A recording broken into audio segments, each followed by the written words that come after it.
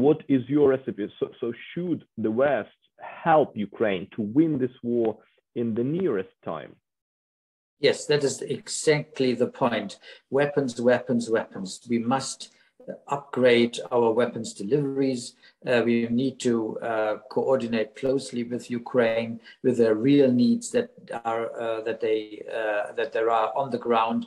We had this Ramstein II conference just last week, and I think what the NATO Secretary General said, among other countries, to Germany, and rightly so, it is worse if Ukraine loses the war. That is worse than when we have empty storages of our weapons inside. So support Ukraine to win, and for a time we can accept empty storages of weapons in our Western armies, but we should in parallel start producing and upgrading the weapons production. I mean, where the weapons are needed now is in Ukraine. Everybody needs to understand that. And we Europeans who are closest, we need to do more and orient ourselves to the deliveries of the United States and Britain.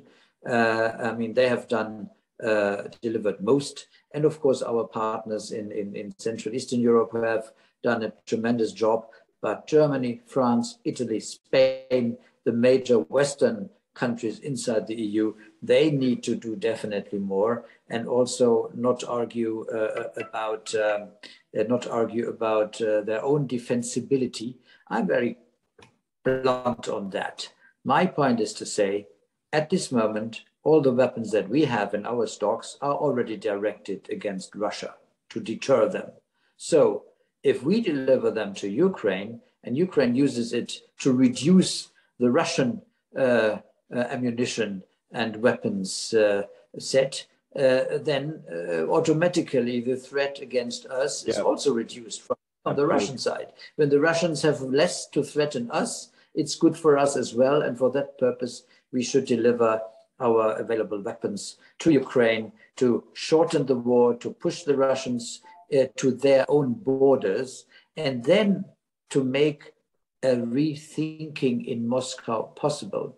What we now see in Moscow, there is some kind of rethinking, but I think not yet in a direction to say, let's end the war, but to pursue other tactics. So I don't understand Russian, but I'm told that in these shows that are on in the evening, they are now criticizing their own government, but as a consequence, they would rather like to see another strategy against Ukraine and not see an end to the war.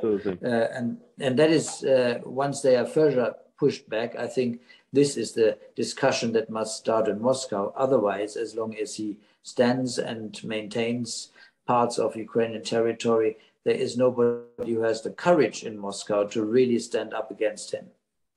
We will talk just in a few minutes about that political transformation within Kremlin and how we could help Russian citizens actually help in real to achieve that political transformation.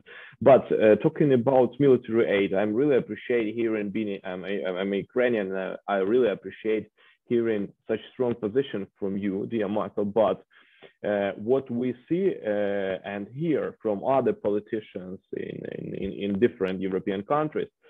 And okay, let's not discuss the statements. Let's look at the approach providing Ukraine with the military aid Western countries use. It is an extended in time military aid, right? So it is providing Ukraine with like step by step. Okay, we will see what we're gonna do in October, in November, in December, and so on and so on. What I would like to ask, according to the previous question, your persuasion, because Russians trying to prolong war, and we see, so should West help to provide us with military aid to help us to win as fast as it's possible, actually? Yeah, the quicker the better. I mean, it's less human losses, less material losses, and quicker possibility to come to a political conclusion. But I'm by no means, I mean, there are those who say, I'm also for a quick war, but that means a quick ceasefire. No, that's not my approach. It's not about a quick ceasefire, but it's about a quick pushing back of the Russian troops. Because otherwise, we all know Putin is not there where he wants to be. And so even if there were a ceasefire at short term, he would then really regroup, what they pretend to do now. They are fleeing, but then they call it regrouping. But if there were a real ceasefire at short notice, agreed and or pressed for, then they would only use it for regrouping and reinforcing and then continue at any possible moment. So that is not the way to do it. Ukraine must be in a position of an equal footing, and that goes best when at least the status quo ante 24th of February is achieved. And for the rest, it's up to Ukraine to decide how tactically to address the Crimea and Donetsk, Lugansk issue. That's not for us to decide, but at the minimum should be the status quo ante, and then that gives you the possibility to negotiate on an equal footing.